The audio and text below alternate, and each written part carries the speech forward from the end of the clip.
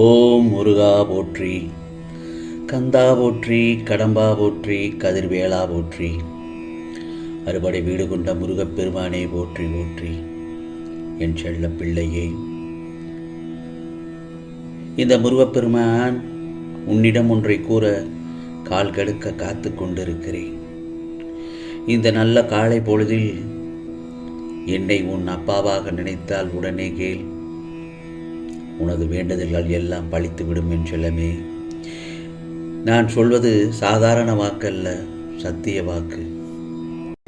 இதோ உன்னுடைய வாழ்க்கையில் நீ வெற்றி பெற, உன் கனவுகள் பழிக்க இந்த முருகப்பெருமான் சொல்வதை கேள்.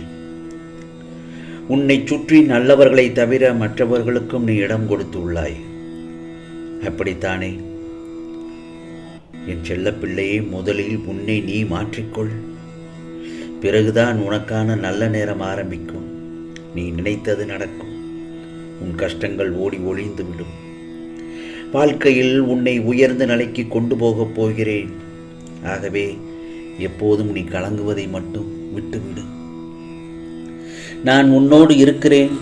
உனக்காக உதவி செய்து கொண்டுதான் இருக்கிறேன். உதவி செய்தே பழகியவர்களுக்கு யாரிடமும் உதவி கேட்க மனம் வருவதில்லை. உதவி வாங்கியே பழகியவர்களுக்கு யாருக்கும் உதவி செய்ய மனம் இருப்பதில்லை. வாழ்க்கையில் மனசாட்சிப்படி நடந்தாலும் கஷ்டம்தான் மிஞ்சுகிறது என்று மட்டும் கவலைப்படாதே. நம் மனதை வேதனைப்படுத்தவும் நாம் போகும் பாதையில் நம்மை தடுமாறச் செய்யவும் எத்தனை பேர் முயற்சி செய்தாலும் அவர்களையெல்லாம் விட்டுவிடு. ஏனென்றால் உன்னை அழ வைக்கவும் விழ வைக்கவும் 1000 பேர் இருந்தாலும் உன்னை வாழ வைக்க இந்த முருகப்பெருமான் நான் இருக்கிறேன். கவலைப்படாதே. காயப்படுத்தி விட்டு காரணம் சொல்லும் உறவுகளை கண்டும் காணாமல் கடந்துவிடு. வெற்றி என்ற பூக்களை பறிக்க நீ முட்களிடம் காயப்பட்டுத்தான் ஆக வேண்டும். நடப்பதெல்லாம் நன்மைக்கே என்று எடுத்துக்கொள் என் செல்லமே. அதே சமயத்தில் உன்னை யாரேனும் தூக்கி எறிகிறார்கள் என்றால் உன்னை இந்த முருகப்பெருமான் மேலே தூக்கி விடுகிறார் என்றுதான் அர்த்தம். புரிகிறதா? ஆகவே நீயாக என்னை தேடி வரவில்லை. எந்த தெய்வத்திடம் நம் கஷ்டங்களை சொல்லி அழுவது என்று நீ மனம் உடைந்து நின்றபோது, அதாவது திருவிழாவில் காண தொலைத்த குழந்தையை தேடும் தாயாய் நான் தான் உன்னை தேடி வந்தேன். அந்த அளவிற்கு நான் உன்னை நேசிக்கிறேன் என் செல்லமே. உன் கவனம் என் மீதே திரும்பட்டும். எந்த ஒரு பெரும் முயற்சியும் இல்லாமலேயே உன் லட்சியத்தை அடையும்படி செய்வேன். இதற்காக உன்னிடம் நான் கேட்பது என்ன தெரியுமா? மாறாத நம்பிக்கை, நீடித்த பொறுமை, உண்மையான அன்பு, பணிவான வேண்டுதல், இவைகள் மட்டும்தான். இவைகள்தான் என்னிடமிருந்து எளிதில் அன்பு அற்புதங்களையும் பெரும் வழி. நீ இன்னும் சிறிது காலம் அனைத்தையும் சகித்து கொண்டிரு.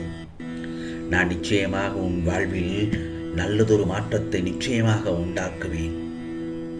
உன் துயரங்கள், உன்னுடைய வியாதிகள், உன்னுடைய கடன் சுமைகள், உன்னுடைய பணப்பிரச்சனைகள் அனைத்தும் உன்னை விட்டு விலகப் போகிறது.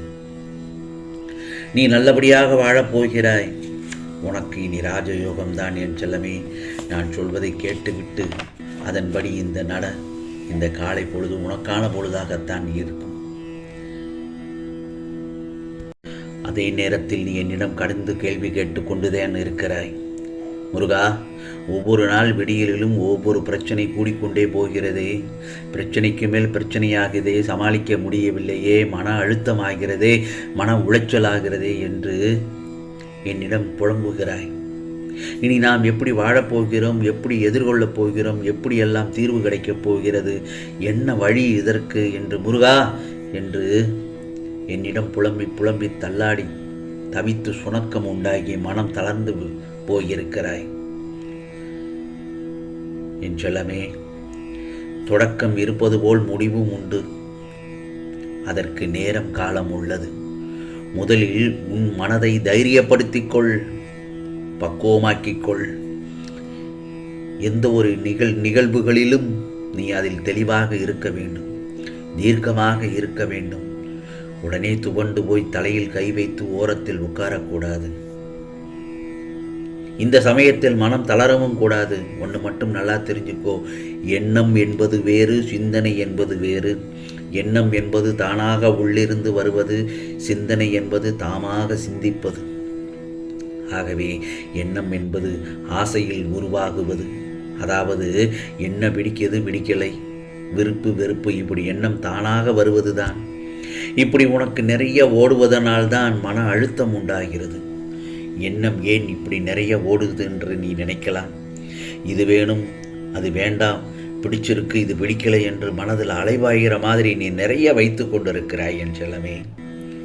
அதனால்தான் உன் மனது கலங்கப்பட்டு குப்பை மாதிரி கலந்து ஓடிக்கொண்டிருக்கிறது. இது ஒரு பக்கம், இன்னொரு பக்கம் சிந்தனைகளும் உனக்கு ஓடுது. எப்படி என்றால், நான் என்ன செய்யலாம், வாழ்க்கையை எப்படி திட்டமிடுவது, நாளைக்கு நான் என்ன செய்ய வேண்டும், இப்படி நீயா உருவாக்குவது தான் உனது சிந்தனை. நான் என்ன சொல்ல வருகிறேன் என்றால், இந்த முருகப்பெருமான் சொல்வதை நீ சற்று கவனமுடன் கேள். நீ சிந்தனை செய்யும் போது ஒரு மனிதனுக்கு அமைதி கெட்டு போகாது. எண்ணங்கள் அதிகமாகும் போது அழுத்தம் உருவாகுது.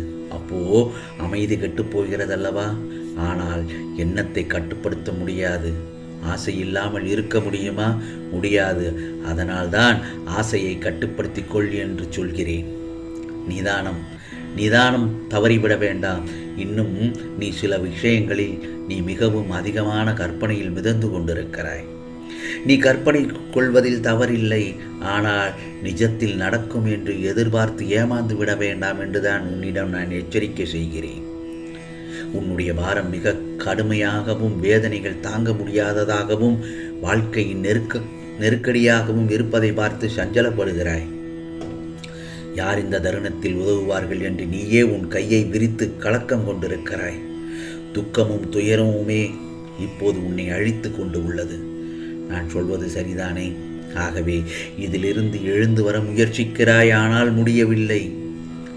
என்னை நோக்கி எழுந்து வந்து என் நாமத்தை கூறு, முருகா முருகா என்று. முருகா சரணமடைகிறேன், உன்னிடம் தஞ்சமடைகிறேன் என்று என்னிடத்தில் தஞ்சமடைந்து விடு. உன்னுடைய வேலை, நீ எதிர்பார்த்த காரியம், உன் பிரச்சனைகளுக்கு எல்லாம் தீர்வு, வியாதியிலிருந்து விடுபடுதல், பிரிந்தவரை நினைத்து வருந்திய உன் உள்ளத்தில் அந்த உறவு சேரும் நிலை எல்லாம் இந்த முருகப்பெருமான் கையில் தான் உள்ளது. நடக்கப் போகிறது எல்லாம் நன்மைக்காக. கலங்காதே. முதலில் உன் மனதை பக்குவப்படுத்து, மனதை அமைதியாக்கு, ஒரு நிலைப்படுத்து. எதுவும் உன்னை விட்டு முழுவதுமாக போகவில்லை. அதைவிட சிறப்பாகத்தான் தரப்போகிறேன்.